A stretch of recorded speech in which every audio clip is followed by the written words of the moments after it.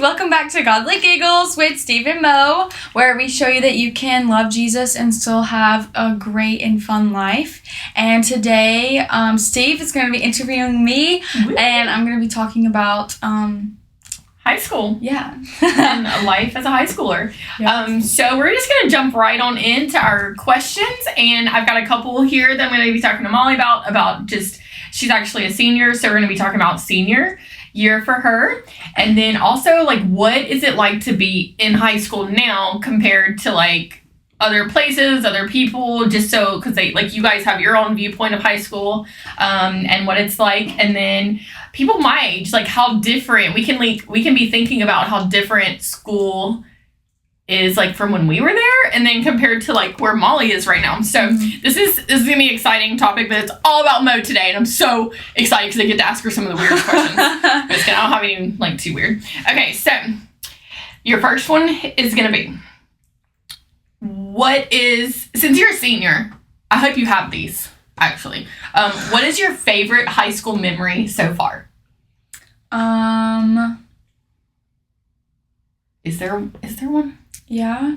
Okay. That one time you played that sport? No. Okay, so like think back to prom, homecoming, football games.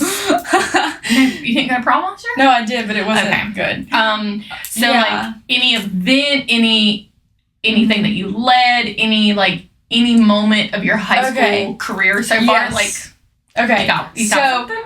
Hold on, wait. I did not ask her these questions ahead of time. So I've never seen them, so that's why I'm processing. Totally put her on the spot. Okay. So my favorite one would probably be in 9th grade because it was most memorable. Is that what you said?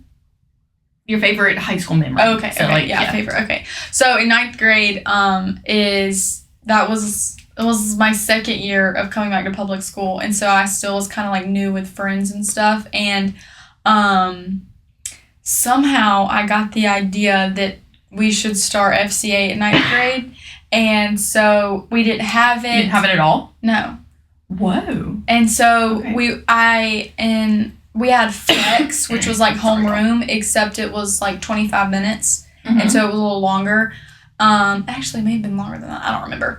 But they didn't have it, and our principal, from what people had told me, our principal at the time didn't really, whatever she believed, I'm not really sure.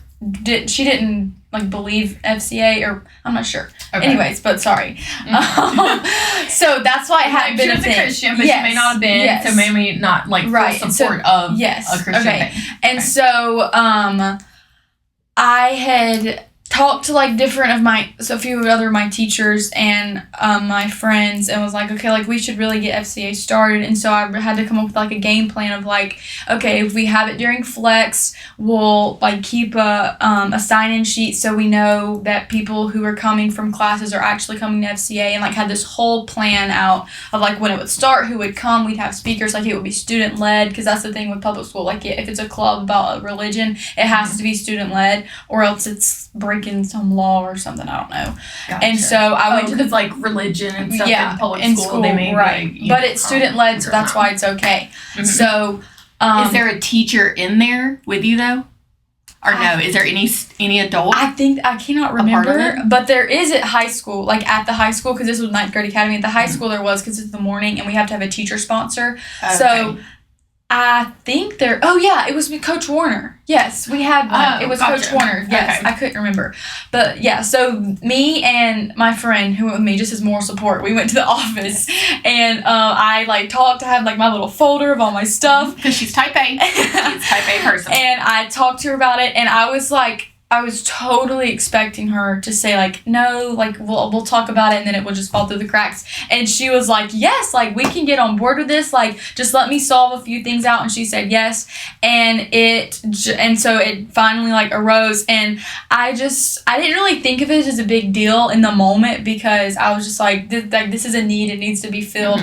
And then later, this was like in September, October, I think. And so then in April, I got an email from the principal. This is after we've been doing it for a while. Like, we've had speakers and we had people. I mean, we had so many people who came, and this was just one grade. And we probably had like 50 people come during the school day. And like students? Yes. And people signed up to bring, like, because we'd have food and snacks, and just people would sign up to bring like different foods and like drinks and cups and napkins, and every week it'd be different. That's crazy. I know. And then in April, I got an email from the principal, and who was the lady I had to talk to, and she was like, "Hey, Molly, I just wanted to let you know that like people have been talking about you behind your backs." And I was like, "Oh God, like why would you tell me this?" And then as I kept reading, it was about like how all the teachers of the Ninth Grade Academy were talking about how good it was. I'm not like trying to toot my own horn, but they were talking about how crazy it was that me, a 14-year-old, was like starting FCA, and this many people had came and had organized all this stuff. And I was like, that is so crazy, because I mean, I wasn't doing it for the recognition. I was just doing it because like we needed FCA and we needed something there as a Christian club for us to do, and that's how it happened. And then I carried it on to middle school, and like that whole situation was just crazy how it worked, because it normally, like now, we could not have had FCA during flex or homeroom because it's too short, and all the different things about like being in the hall during that time. So the timing was like really perfect for it. Yeah, and then it still continued going, like it still happens now. And so I don't know, I feel like I kind of like, I mean, FCA is a thing, like they had it at the middle school and they had it at high school, but they didn't for some reason at Ninth Grade Academy. And so I kind of like laid the groundwork and it got started, and then it still was like the next year and the next year and then this year. That is awesome. And that is was it still there today in the Ninth Grade Academy? So where Molly goes to school at, we have one high school for the entire county. So it's so big. So they separated ninth grade to another building just because it was available. It was an empty building, and we didn't have the high school was so big. So they needed more space. The high school was so small. Or so with small. all the people that we had. But the number of people were so big that they were like, we've got to separate them somehow. Or we need more building, but they just didn't have the building. Right. So they had an empty building right down the hill. And so the Ninth Grade Academy is ninth graders. It's not like an alternative school or anything like that. It is just ninth grade is down there, and then 10th through 12th grade is at the main high school. Just for fun facts for real. Just because the county we live in has one school for like one elementary. We do split primary and elementary, so they are separated, but there's still one of like all things. Yeah. So that's why when we're referring to Ninth Grade Academy, there's just one. It's not like a whole like something else. Okay, so that was like your best memory is you started something at the school and it's still going today. Yeah. Like that is so awesome. Sorry, it didn't like recognize my face. Okay, so still in like the memory type thing.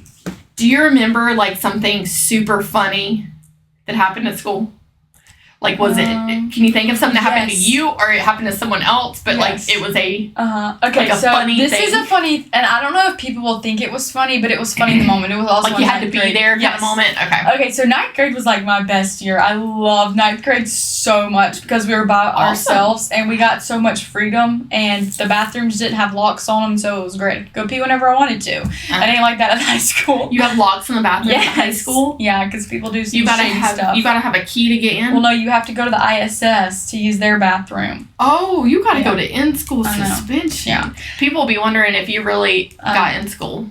Well, I mean, there's a line outside. Everybody else is at their little desk if they're actually in ISS. But everybody's like, hey, you're lining up to go there. I know. Cool place. Yeah. Okay, all right, sorry, go ahead. Okay, so it was in Miss Davis's class, my history class, and I sat at a table with all my friends, and then at the table next to me, I had friends, at the table behind me, I had friends. So it was like a whole row of people, and we were talking, because it was world history, and so we were talking about, we just got into a part of American history about World War II, and so we were talking about how, about like Hitler and the Jews, and how people thought that Hitler wasn't, because Hitler killed himself in his bunker, and people thought that he didn't really kill himself and that he's really hiding in Venezuela. And so right after my teacher said that, like that he's hiding in Venezuela, we were like, oh my gosh, like that's like kind of close if he's really there. And then, so we were sitting, me and Caitlin, my friend, we were sitting by the door and like across from the door, so this was like right here, and then we had a little window. And then after she said Hitler like was hiding in Venezuela, Caitlin goes, and totally coincidental, Caitlin goes, oh my gosh, what is that? And I go like, what? Because I was like, Hitler came back from Venezuela and he's standing at the door. He's in this little small country town. And it was so funny. I mean, we laughed about it for the longest time. And nobody else probably thinks it's funny because you really just had to be there because it was in the middle of teaching, and it's just so funny. And I just always thought Hitler came to Zebulon. Like, I don't think you can find us on the map, like being the smallest little place ever. But she got scared in school in 9th grade. Yeah, thinking Hitler's there. That's kind of funny, actually. So, all right, girl. Okay, but it was just the timing of it. Yeah, made perfect sense. Yes. Okay, so moving on. Tell me, from 9th grade to now, what has been like your favorite subject that you have learned? Like, is there? I think I have a feeling that it's going to be this year, but it may not be. Like subject class, like it can be like music. Just one over the whole thing. Yes, like out of all of your high school, I'm gonna call it your career because it's kind of like you're committed to it like for 4 years. Favorite subject. Like, yes. What was your favorite subject or class? Because band, I know you love to play the drums. Is not a subject, so it's a class. So you can do that. She really doesn't like to play the drums, y'all. She likes tambourine. Okay. Isn't that right? Yes. Get you a new one. Yes. Still got it. Yeah. I found you something for your shoes, by the way. You found me something for my shoes? Tambourines. They go on your shoes. Can you imagine? There's 2 of them for I'll up there doing an interpretive dance, and I'll be like popping around with my shoes. Yes. I did see some for you. I was like, oh, I need to get those. Okay, sorry. What's your favorite subject? Probably. Well, I don't know. Okay, it's probably yearbook, because I've taken it for the past 3 years. But Mr. Potter's class, when I took in 10th grade, that was the funnest a word. Funnest. It was the most fun class that I've ever taken, I'm pretty sure. And what was it? It was AP US History. Ooh, US History. With Mr. Potter. Because Mr. Potter's the best teacher. Is he? And he comes to my so funny. He gets his hair cut by someone there. He is so funny. Like, I literally love him to death. And he is the nicest human being, like, on the planet. Aww. He is so sweet. And my entire friend group was in that class, and the whole class was, like, friends with each other, so it was really fun. So that one, or yearbook, because I love Miss Douglas and all the people I've been in that class with, because I've taken this class for 3 years, and the people have stayed the same pretty much. Are you, like, designing the yearbook? Yeah, I'm the editor, so I do all the pages. Are you making sure the spelling's right? Mm-hmm. On each of the words? Yeah, because it has spell checks, like it'll underline if it's wrong. Good. But most of the stuff I copy and paste. I forget my I before E rules. Oh, yeah. You know, and I just ask, Miss Douglas doesn't know how to spell because when she was young, she wasn't taught phonics. So she literally doesn't know how to sound words out. Because when she went to school a very long time ago... Does she want you to tell everybody that? No, it's funny. Everybody's fine. We all tell her. I should tell her to listen so she can hear that I'm making fun of her. Yeah. Yes. We have like a love-hate relationship. She makes fun of me and screams at me, but then I just yell right back and we have a great old time. Respectfully. Yes. Okay, just because she is like... Yeah. An authority. Oh, yes, I know. I'm not like disrespectful. Mm-hmm. That is good. But so you have enjoyed yearbook and creating it, and then like, do you get one for free or do you have to buy one? No, I have to buy one, but we get it at like the base price. Mm-hmm. But this year I'm getting a senior ad, which holy crap, Are you getting a full page one or half or a little quarter? A quarter page is $185. A full page is like $400. What? But you get a free yearbook with it. So I'm getting a quarter page. I was surprised. I was like, you ain't got to spend $185 Are you creating it yourself or is your mom and dad writing you a little note? So I just put in the pictures because you don't really like create it. It's not even the same kind of program as what we do the yearbook in. So it's like already a pre-made picture, and then when we submit it to the yearbook, we can't change anything. So it's like has 4 pictures down the side. There's different like formats you can choose. Mine has 4 down the side, and then you put my name at the top, and then they're gonna write me a little thing in the middle. So I just added the pictures, and then I'm gonna put their words in it because I'm gonna see it anyway because I'm gonna put it in your yearbook. to do it. So you're not gonna be surprised when you get your yearbook and you open it up. No. Okay. Well, still make it a sweet moment when you do read. I'll just show you the pictures, but the pictures are so cute of me with a little baby and Lila. They're so cute. I thought you were Lila today when you texted me. I know. It really looked like her. I was like, whoa. People who are listening, I don't know if you know this, but Abraham and Charlotte and Avery and Lila and Anna, I almost put that swim cap picture of me on my ad, but Lila talked me out of it. I'm so glad. So if you know do you know the swim cap picture? Yes. Because it's Abraham's profile picture. Yes. If you know the swim cap picture, you know what I'm talking about, and it's horrendous. It's awful. But it's kind of funny because I was young, but I was like, I don't really want the whole school to see my awful picture like that. So I decided not to put it in there. I have cute little sweet baby pictures of me. Good. And a watermelon bikini. I'm like a 1-year-old sitting on the floor. Tankini or is a pull? No, it was like a bra and underwear. Oh gosh. But it's so cute because my little fat rolls are hanging out of it. Oh gosh. Well, all right, there we are. Yeah. So we'll make sure to show y'all that ad too. So we can see that picture, and maybe you should like grace them with the swim cap photo too. Maybe this week you'll drop that too. Yeah, probably not. Okay, so moving on.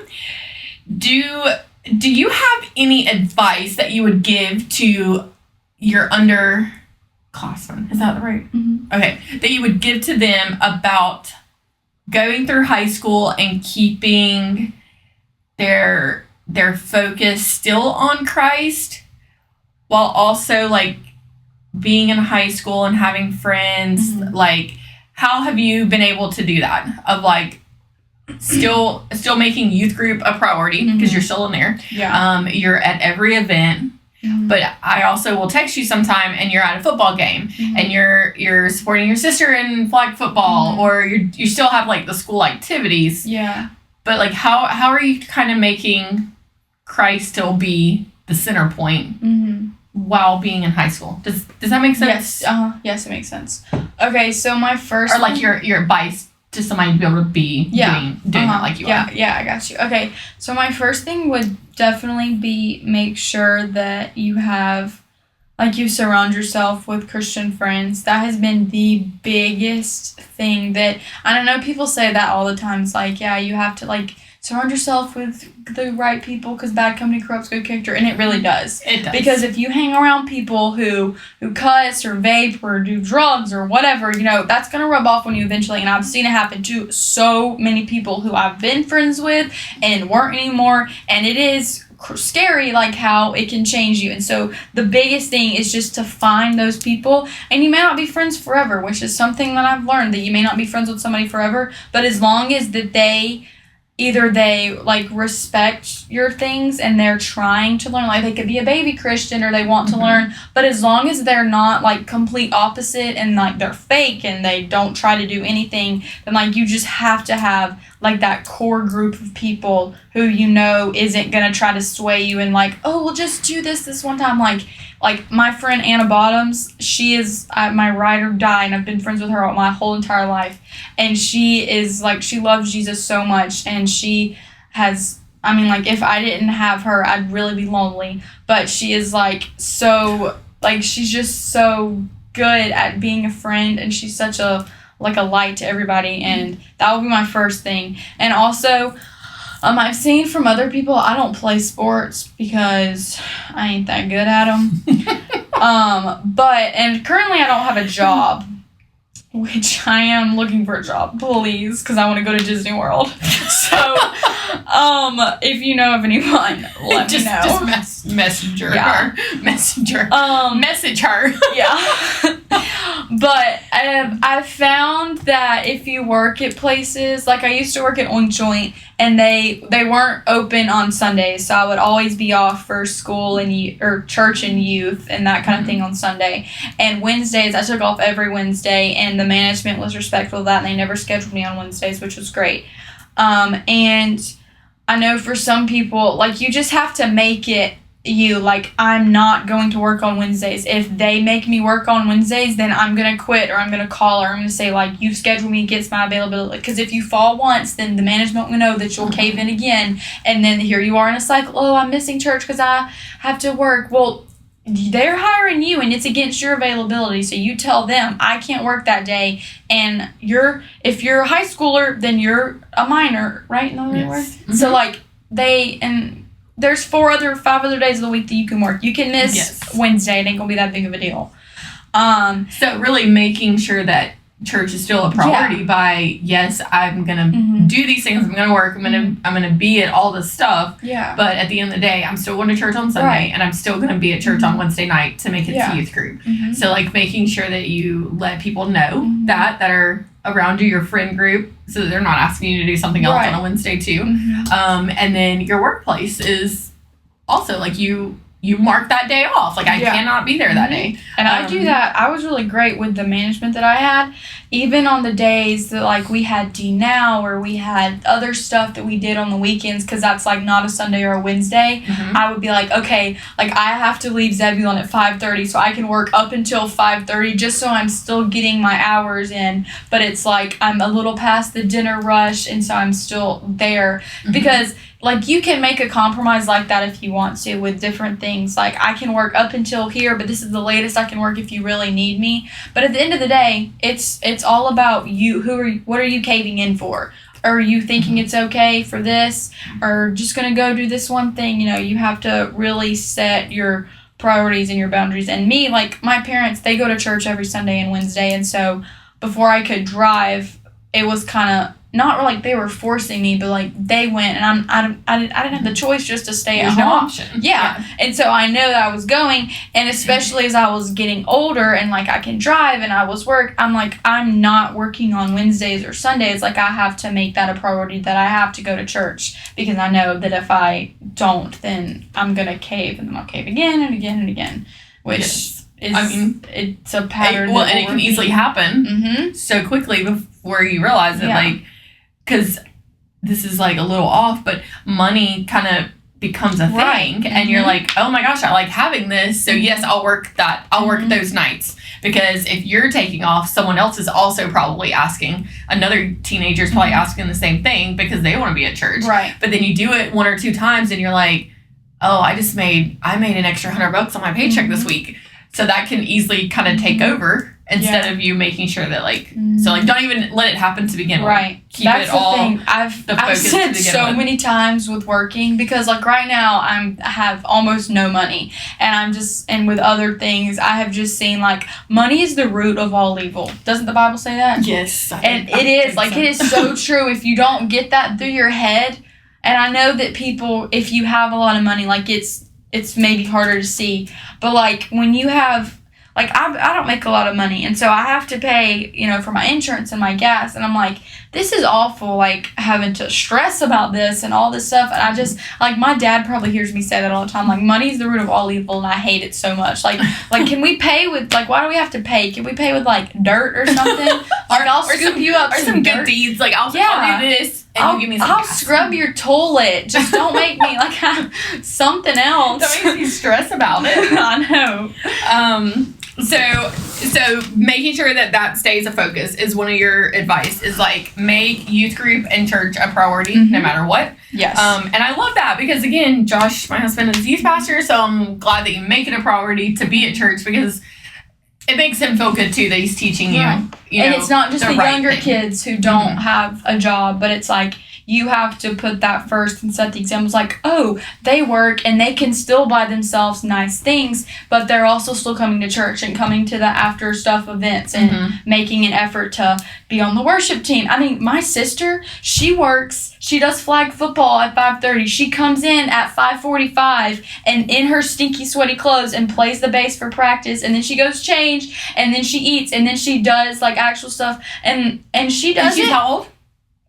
15, and she can't even drive, and she's doing all this, y'all. So if Lila can do it, she is a go-getter. I will definitely give that to her, and I'll give a lot of things to her, but she, like, she definitely, like, she does it all and gets it done, and she is at every, I don't know that she's missed, like, any youth events. Nothing that I can really remember. She is at everything. Yeah. And so, like, it can happen. You can do it, okay? No matter how busy your schedule is, make church a priority. Sundays, Wednesdays, anything that you can be at, any kind of event, just to help you stay grounded and keeping in good company. Like, it's just awesome. That was great advice. Love him. Okay, so what was the most surprising thing that you learned about yourself during, like, high school? Like, from 9th grade to now. This isn't, like, as serious, but just from how many people think that I'm so mean because I don't talk at school. And not now because sometimes she looks mean. That's why they run off. Well, probably why I don't have a boyfriend either. But, like, now I only have yearbook. But when I had other classes, when I didn't have as many friends, and, like, I literally just sit there. And that's probably my bad because I'm not, like, more bright and welcoming. And I would just sit there, and everybody would think that I was just so mean and quiet and didn't talk. Like, Miss Douglas, the first year in 10th grade, she thought that me and Aubrey, like, didn't talk at all, and we were just quiet little, like, hush tone, like, we don't do anything. She was like, and then the next year, like, y'all, I can't get y'all to shut up. And I'm like, yeah. We had to come out of our shell, but I needed everybody to know, like, I am sweet and friendly. But she saves all of her talking for, like, this. Yeah. So that's why she does it. Just in case anybody's watching from school, she got to be able to talk like this. So she's really sweet, though, and she's fun, and she likes to laugh and giggle, and she does weird stuff with me. So she's great. You should be friends with Molly if you're a senior this year. You should. Okay, so what did you learn about yourself that you're actually, that's like, I guess you surprised other people that you're like, that people thought that I was mean. Because, I mean, I've been told, like, at school, at church, that I'm like, oh, like, you're so sweet, Molly. But then at school, I'm like, I didn't even realize that I was giving off, like, the vibe or the presence that I was, like, somebody who was mean and didn't talk. Because I'm like, I really talk a lot. I don't like people who are, I don't like some people. But I'm still nice to them. But you better be shining Jesus. I am. Yes, I am. I just don't want to. You're giving. I know. I can't, like, be real and, like, authentic with just strangers that I don't really know that much. You know? Like, I'm, like, goofy with you because I've known you for, like, 3 years. But I can't be, like... 3? Like, 10? Well, I know, but, like, we haven't been besties for that long. This is true. I probably didn't like her then either. Yeah. I'm kidding. She was giving that mean look. Yeah. Okay. All right, so next question. Do you feel like you have changed in your spiritual growth from 9th grade to now?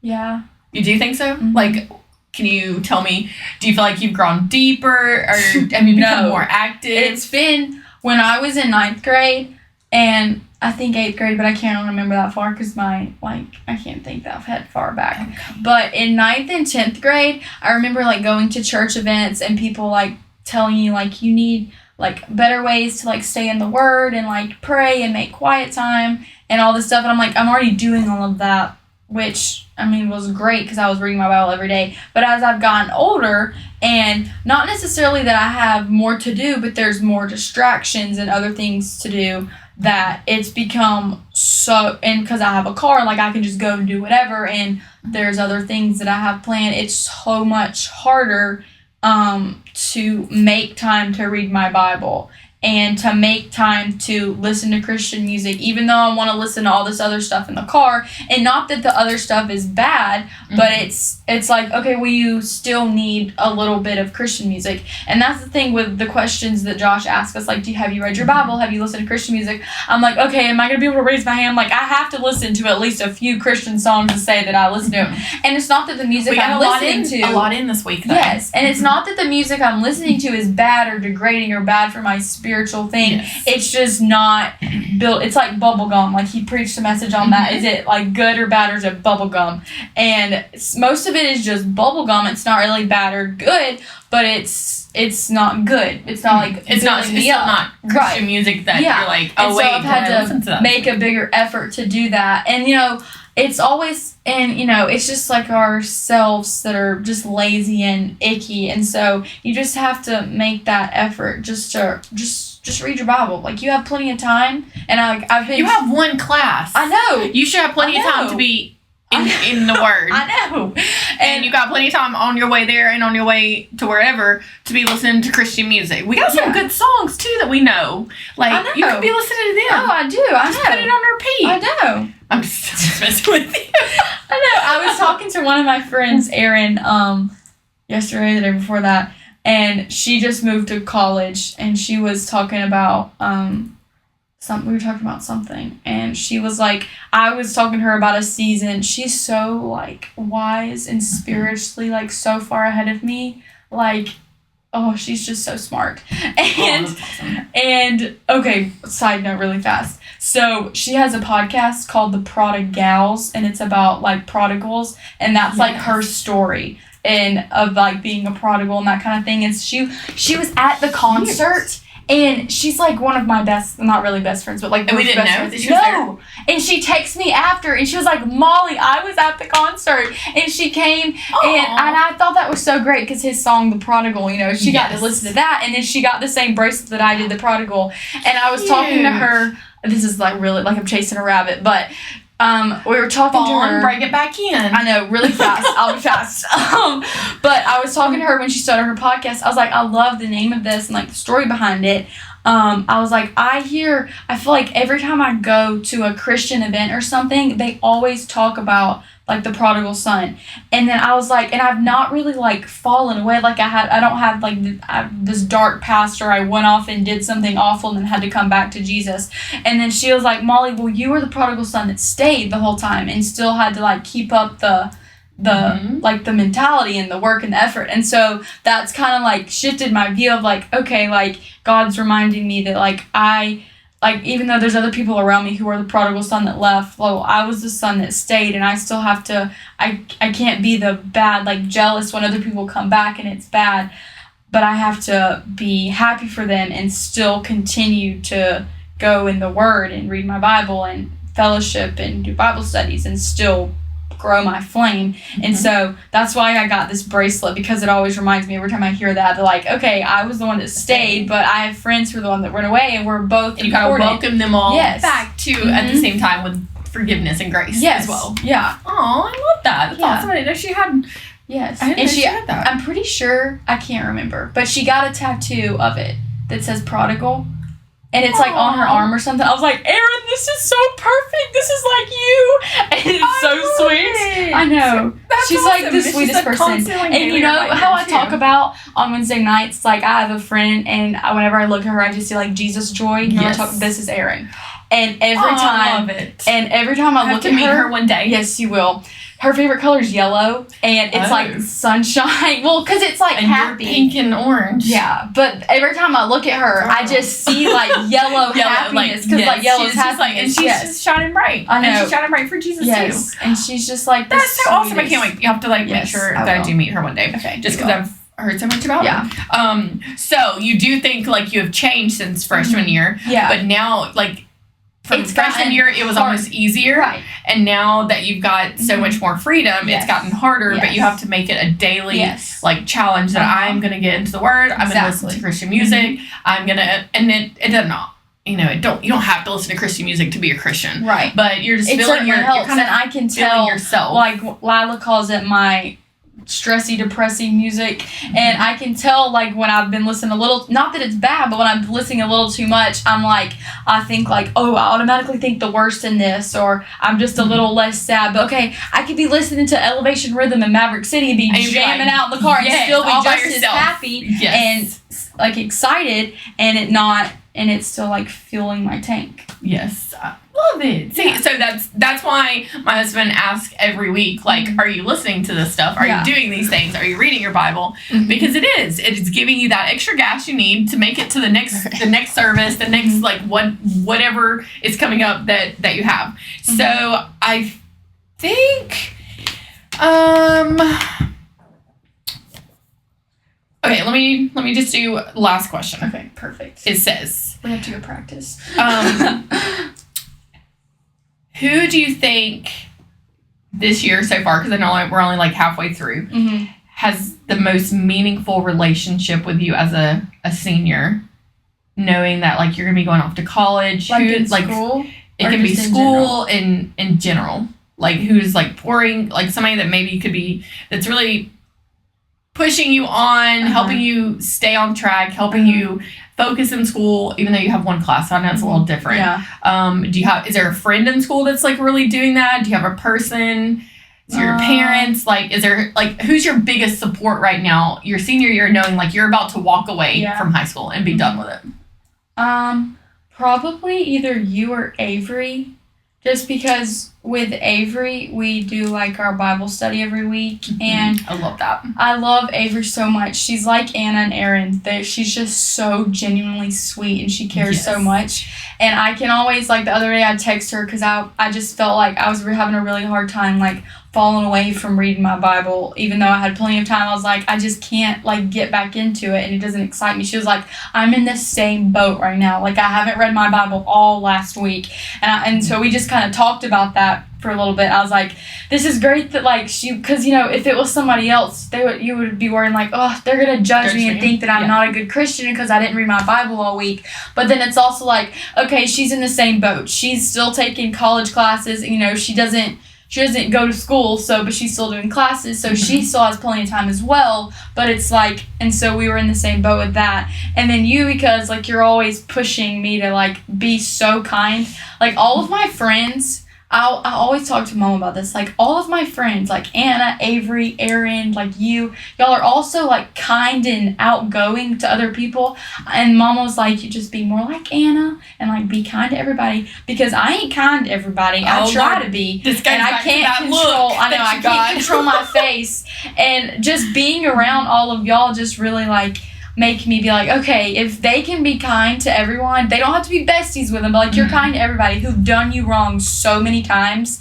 Like the other day I was praying, or I was writing a prayer down, and I was like, all of my friends have been through like so much crappy stuff, and so much bad things have happened to them, and they still get up at the crack of dawn to go to church, and then they do all this stuff, and I'm like, if like that's the highest example right there. And if I can't do that, and I haven't had that much crap happen in my life, then like you need to get it together, Molly, because like they've been through some crap and you haven't, and like they're the example. And so whenever something's happened, I just think of like you and Aaron and like my mom and Avery and Anna. Like I just think, okay, I need to be kind, and like I can still make an effort to do this stuff, which is so great, because I'm glad I don't have people who are just like me who are like worry and type A, because that would just stress me out even more. I don't think I have any friends like that.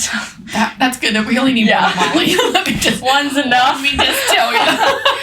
She's probably freaking out because I ain't got nothing wrote down, and I'm just asking her some questions tonight. No, I wish I could be like that. I'd be like, what's your favorite color?